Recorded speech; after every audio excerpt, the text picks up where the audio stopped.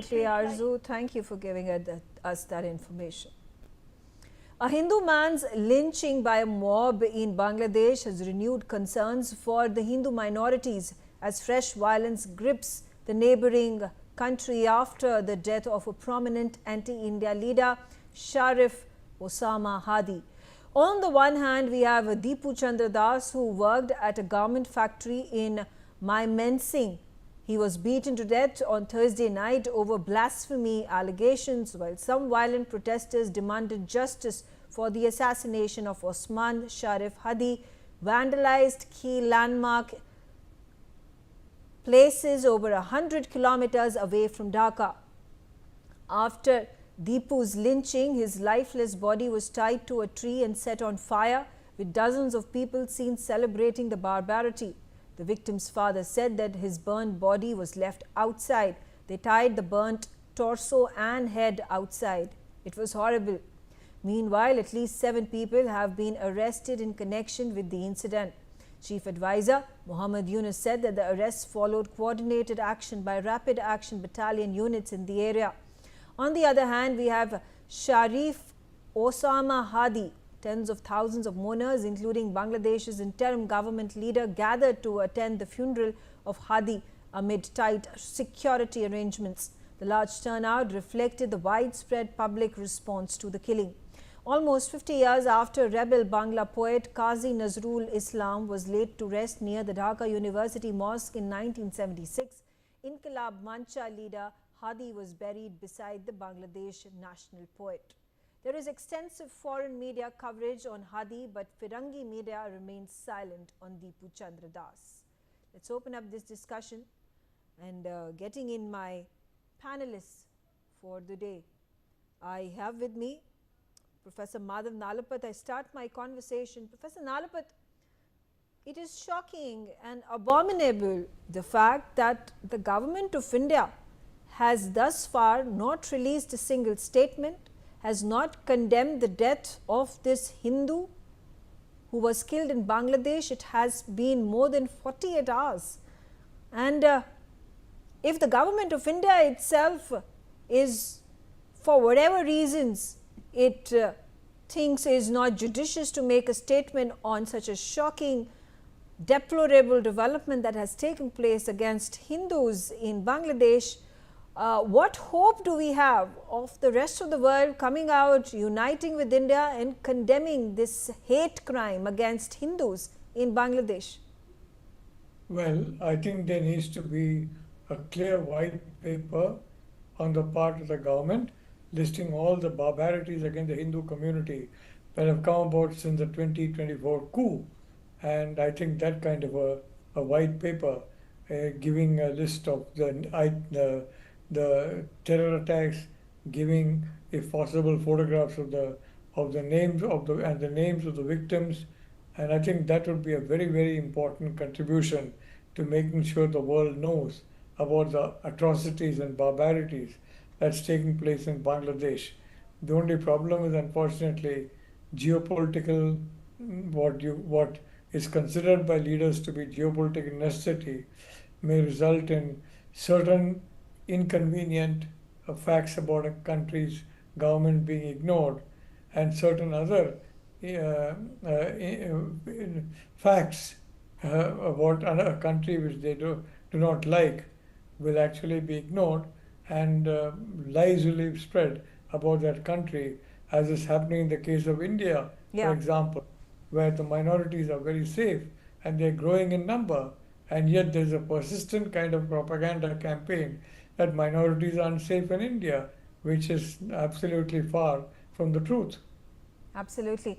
I also have with me Ambassador Pradeep Kapoor. Ambassador Kapoor, again, the one question that arises in people's mind is, the last time there was a formal protest that was issued by the government of India was after the Indian missions. 3 of these Indian missions in different parts of Bangladesh were attacked.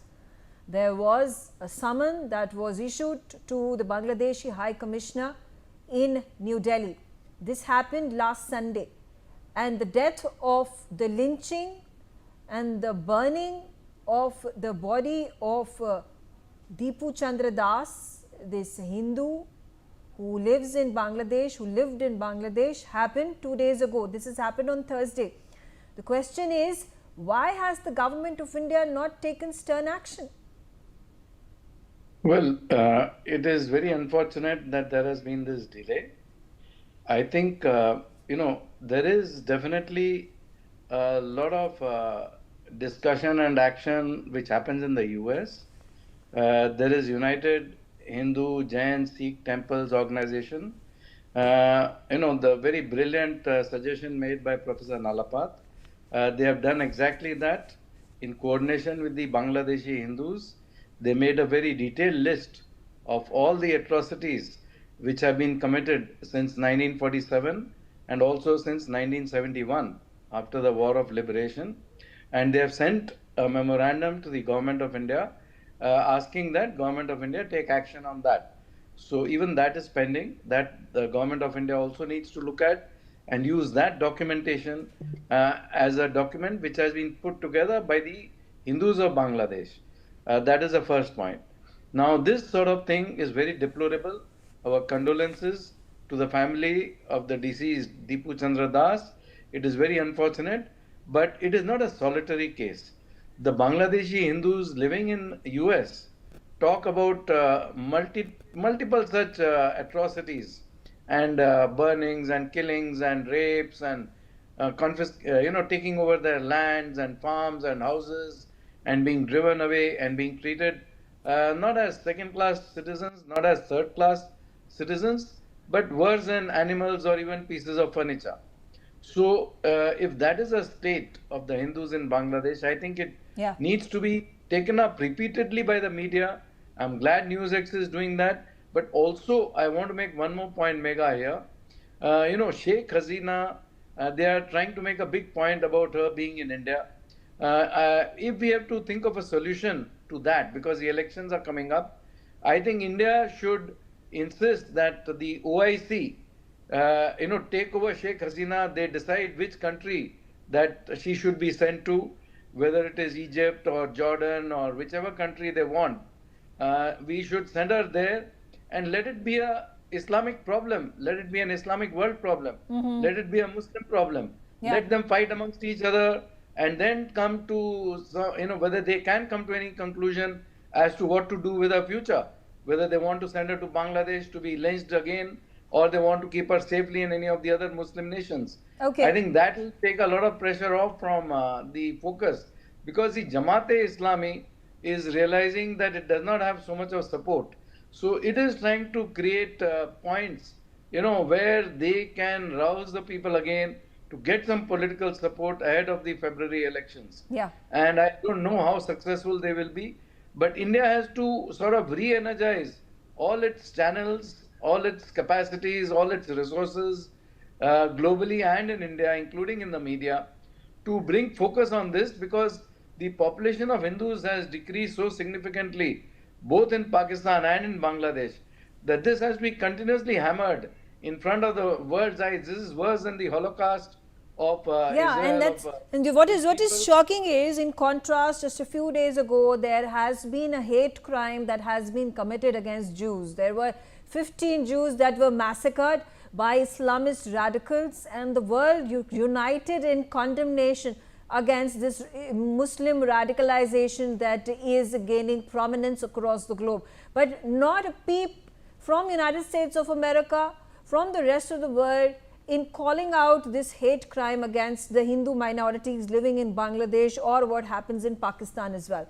Let me get in Sumit Peer also into the conversation. Sumit, there has been this diabolical plot that has been orchestrated by these Islamist radicals who have taken over Bangladesh. The allegation that has been made by the Bangladeshi government against India is that India has allowed Sheikh Hasina and Awami League to use its soil to orchestrate the assassination of this anti-India, anti-Hindu Bangladeshi youth leader who died 4 days ago, and it has questioned India's intentions towards ensuring bilateral relationship between Bangladesh and India? Meghaji, thanks for having me on your show. Kindly give me a minute more to put things in perspective today. The first, this Hadi was a jihadi. He was an Islamist. And first, he was killed in Bangladesh in broad daylight in front of a mosque, point blank. First of all, they said, oh, unknown gunman, unknown gunman, unknown gunman. Then all the three guys which got arrested, all the three are Muslims. They are from the Chittagong League. They killed him, you arrested him. So a Bangladeshi killing a Bangladeshi Muslim killing a fellow Bangladeshi Muslim due to a political reason. Where the hell does India come into it? Either they are hallucinating or they are on that, what we Hindi mein kehte hain na, sasta nasha. Either they are on that. Point number two, this Hadi was not a good man. You know what he said against India? He was the architect of Greater Bangladesh. He had this Greater Bangladesh with him. He worked with Turkish intelligence to publish that map. He was trying to divide India. He was trying to claim half of India as his Baap ki Jagir, which he, of course, he died. He could never get it in this world. That's point number two. The point number three is here. You know, the problem here is when this Dipu Chandas, when he was arrested by the police, you know, exactly a Pakistan kind model is happening. The mob gear out the police. Police handed it over to the mob, handed him over to the mob to be lynched and to be burned alive. That's point number three. It used to only happen in Pakistan, not before in Bangladesh. Point number four, when this all is happening, when what you arrest 7 people, out of them you arrest one guy, a Hindu called Sarkar. Now, is this, are you trying to secularize lynching now? Are you trying to say a Hindu lynched a Hindu because of blasphemy, so-called allegations of blasphemy? What is Yunus doing? Yunus is befooling the whole world. He is thinking by running this Islamic charade and giving patronage to jihadis, he can get away. And when this incident happened today, when he was buried, Hadi, you know, who went for his funeral? Yunus was there and the army chief was there. What is the job of Fakrul Zaman to go to the funeral of a jihadi who is talking of breaking half of my neighboring country and making some kind of a crazy Bangladesh? What was the repute of this Hadi? And you see the problem yesterday when Hadi got killed, American ambassador in Bangladesh tweets and says, oh, America is deeply saddened by the death of Hadi. What have Americans got to do with Hadi? Kya lagta tha unka? How is that bacha leader becomes so important for Donald Trump and his ambassador in Dhaka to tweet? And when this lynching happens, when this happens, the world is silent because we chose to be silent. I have to thank you and your channel for at least bringing this up. Unless and until we Hindus from all walks of life, from all the medias and forums available to us, maybe LinkedIn, maybe Twitter, maybe Facebook and all, we start protesting about this, where the Hindu industry leaders, where the Hindu, influencers, social media influencers, and wherever you have a sphere of influence, you need to talk about it from wherever you are. Then the world will see something has happened, because this is an experiment which they are doing. Yes, exactly that. But why isn't the government of India putting pressure, piling pressure on the government of Bangladesh? Why has there not been a demarche issued? Why has the Bangladeshi High Commissioner not been summoned? Why has the government of India not recalled its High Commission staffers, the High Commissioner of India to Bangladesh thus far? Why hasn't strong action been taken so far? Major General Sudhakar ji, I'm going to come to you and talking about, as Sumit mentioned, that the US Embassy in Dhaka has come out to condole the death of this this Bangladeshi anti-India, anti-Hindu leader, and they have been quiet about this Hindu lynching that has taken place during this course of the last 48 hours. The fact that the party that this Bangladeshi leader belonged to, Inqilab Mancha, came out and made a statement after his assassination saying, in the struggle against Indian hegemony, Allah has accepted the great revolutionary Osman Hadi as a martyr. This is also once again giving support and acknowledging and recognizing that this man who is anti-India, who talks about severing the northeastern part of India from the Indian mainland, in fact is a martyr. United States gives its wholehearted support.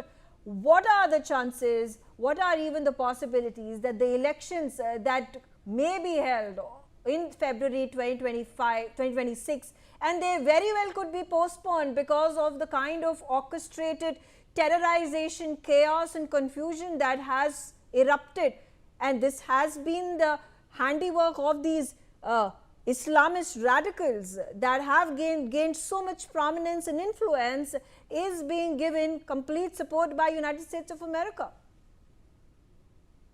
Yeah, Mega, good evening. Thank you for getting me for your show and compliments to very distinguished and esteemed co-panelists. The centrality of the question understood by me is revolving around elections, status of elections, whether elections will be held or not, if held, outcome of the elections, what bearing will it have on the efficient administration of Bangladesh? Will it bring back some kind of normalcy or restore normalcy, law and order? So it is that issue. But then also hidden behind this question of the moot issue is that what should India do? So what should India do actually is more important than will the elections be held.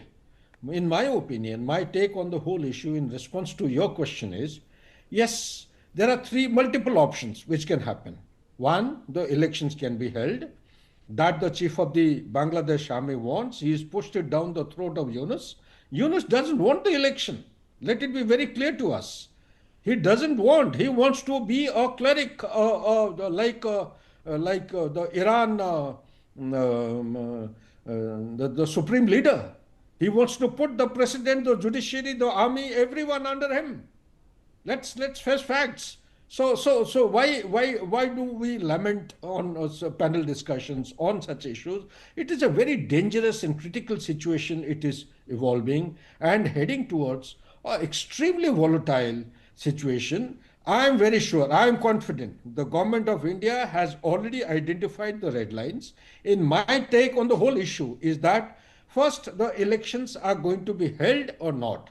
In my opinion, whatever the battle indications are coming out, they contribute towards the election dates fizzling out, not taking place as it should be. Because if the violence is as intense as it is being witnessed today, how can the campaigning take place? How can the candidates be safe and secure to campaign? Right. So therefore, my second point, if you have time, fine, otherwise I'll wind up.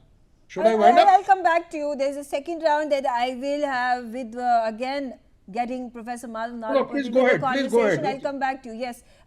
Professor Nalapat, so in a situation such as this, where, the elections that have been announced in February 2026, any small hope of democracy being restored is going to be difficult, perhaps even impossible, when we see that there have been concerted efforts being made such as this to portray Bangladesh as a volatile, unstable country, thereby the possibility of elections a bleak chance, and perhaps that's what these non-actors and in fact state actors are wanting to do. Look, the fact of the matter is that the state actors want an election to hoodwink the world, but they want a rigged election. They want an election in which people who are close to the power centers in Bangladesh, which, as you correctly said, are the Islamist factions, well, they want them to win, and they want to make Bangladesh another Pakistan. I mean, Pakistan has been ruled by Islamists for a long time. That's why it's on the way to being a failed state. Bangladesh is a flailing, almost failed state, and it's on the way to being a failed state, because if the police handovers an individual to the mob when they know the mob is going to lynch this guy, I mean, that charge, very frankly, is a charge that is very difficult to prove, and therefore, it's very frequently used, unfortunately, because it's also difficult to disprove. No, somebody can testify falsely that yes, he said this or he said that. Yes. The man is dead. He is no more. He can't testify in his own defense. So the police had him, then at least he could testify. Now the point is, God knows what horrible stories have been spread about him. But the reality is, in my view, nobody who lives in Bangladesh will ever utter blasphemy against the Muslim faith. They know it's injurious to life, and so they won't do it. So I can't believe No, that this person absolutely. It has been a false narrative under the whatever false anything. pretense that this man has quote unquote insulted Islam, insulted Prophet Muhammad, and therefore he has been lynched, he has been burnt on stake, and that barbaric act of violence where the mob is seen celebrating around his dead body. Coming back to you, Ambassador Kapoor, the moot point, if India is not able to safeguard Hindu lives in its neighborhood, whether it is in the eastern neighborhood or the western neighborhood, what are the chances that there can be a global call made to raise this issue? Well, Megha, that's a very good point that you have made, in the sense that there has been a lot of efforts at destabilizing the entire neighborhood around India. We have seen what happened in Nepal recently. We have seen what has been happening in Myanmar. We have seen what has happened in Bangladesh. We have seen what's happening in Pakistan. So the entire neighborhood is totally destabilized, practically completely. Earlier, Sri Lanka had also been destabilized completely. So all around India, there were a lot of efforts made. Now it's a moot point. Whom is it going to benefit, and who is doing it? Whether it is the jihadis doing it, who's funding it, whether it is in China's interest, whether America is involved, whether CIA is involved. Now there are a lot of foreign forces operating in all these issues in all these countries. Now Bangladesh has a very large population. It's in a location which is very, very crucial and critical in India's interest. For it not to become hostile, it has become hostile. So the way it is going to be difficult for any country to sort of dictate any terms to it, be it China or be it America. They may have started off all the process rolling like they have done in a lot of other countries, but soon it's going to be a situation where the genie is going to be completely out of control and is going to act against their interest also. So it's not something that they can implant somebody like a puppet like Yunus and then hope that their interest will be looked after for long, because once the jihadis take over, they come, because earlier the Rapid Action Battalion of Bangladesh, whom we got to know about very well in the US because they were under sanctions by the American government. We helped them get out of the sanctions because they were looking after, sort of controlling terrorism, controlling the rapes of Hindu women. But now the situation has again gone very, very bad, totally out of control.